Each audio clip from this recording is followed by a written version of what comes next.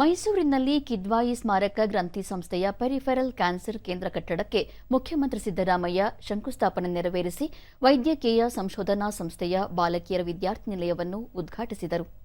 ಜಿಲ್ಲಾ ಉಸ್ತುವಾರಿ ಸಚಿವ ಡಾ ಎಚ್.ಸಿ. ಮಹದೇವಪ್ಪ, ಶಾಸಕರಾದ ಜಿಟಿ ದೇವೇಗೌಡ, ತನ್ವೀರ್ ಸೇಠ್, ಹರೀಶ್ ಗೌಡ ಸೇರಿದಂತೆ ಮತ್ತಿತರರು ಉಪಸ್ಥಿತರಿದ್ದರು.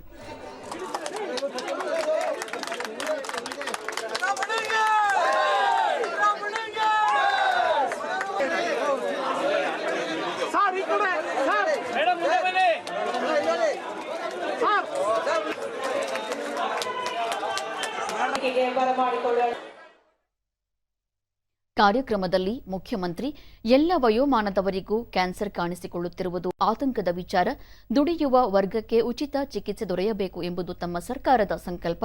ಪ್ರತಿ ಜಿಲ್ಲೆಯಲ್ಲೂ ಕ್ಯಾನ್ಸರ್ ಆಸ್ಪತ್ರೆಯನ್ನು ಆರಂಭಿಸುವ ಅಗತ್ಯವಿದೆ ಎಂದರು. ವೈದ್ಯರು ಮಾನವೀಯ ದೃಷ್ಟಿಯಿಂದ ಸೇವೆ ಸಲ್ಲಿಸಬೇಕು ಎಂದ ಅವರು, ಮೈಸೂರಿಗೆ ನೆಫ್ರಾಲಜಿ ಕೇಂದ್ರ ಮತ್ತು ಬೋನ್ ಮ್ಯಾರೋ ಚಿಕಿತ್ಸಾ ಸೌಲಭ್ಯ ಒದಗಿಸಲು ಅಗತ್ಯ ಕ್ರಮ ಕೈಗೊಳ್ಳುವುದಾಗಿ ಹೇಳಿದರು. ಹೆಚ್ಚು ಅನುಕೂಲ ಆಗ್ತದೆ ಅನ್ನೋ ಕಾರಣಕ್ಕೋಸ್ಕರ ನಾನು ಜಯದೇವ ಆಸ್ಪತ್ರೆಯಿಂದ ಇಲ್ಲಿ ಪ್ರಾರಂಭ. ನಾನು ಬರೋವರೆಗೆ ಈ ಒಂದು ಡಿಸ್ಟ್ರಿಕ್ಟ್ ಹಾಸ್ಪಿಟಲ್ ನಾನೇ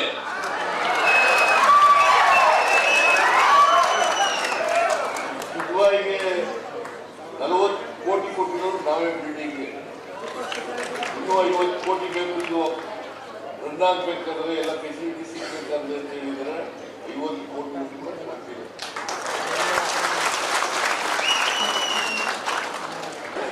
ಸೊ ಅದಕ್ಕೆ ಇವೆಲ್ಲ ಫೆಸಿಲಿಟೀಸ್ಗಳು ಕೂಡ ಮೈಸೂರು ನಗರದಲ್ಲಿ ಸಿಗಬೇಕು ಅಂತಕ್ಕಂಥದ್ದೇ ನನ್ನ ಉದ್ದೇಶ.